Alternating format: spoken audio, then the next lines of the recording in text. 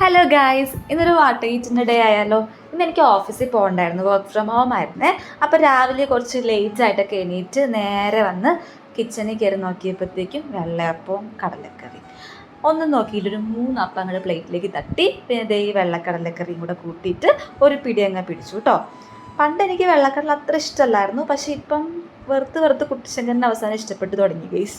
അപ്പം ഞാൻ പ്രത്യേകിച്ച് പറയേണ്ട ആവശ്യമില്ലല്ലോ, കാണുമ്പോൾ തന്നെ മനസ്സിലാവും നല്ല സോഫ്റ്റാണ്. അത് കാരണം കഴിച്ച വഴി അറിഞ്ഞില്ല ഗൈസ്.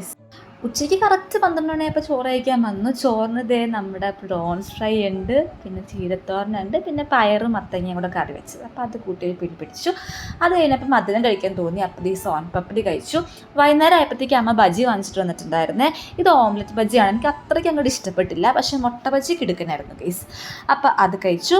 അത് കഴിഞ്ഞപ്പോഴത്തേക്കും വിശപ്പ് മാറിയിട്ടില്ല, ഷവർമ കഴിച്ചു. ഷവർമ കഴിച്ച് കഴിഞ്ഞപ്പോഴത്തേക്കും ഈ ഡ്രൈ ഫ്രൂട്ട് ഉണ്ടായിരുന്നു, സ്ട്രോബെറി ആണ്, അത് കഴിച്ച്. അപ്പം അത്രേ ഉള്ളൂ ഗൈസ്. Bye bye.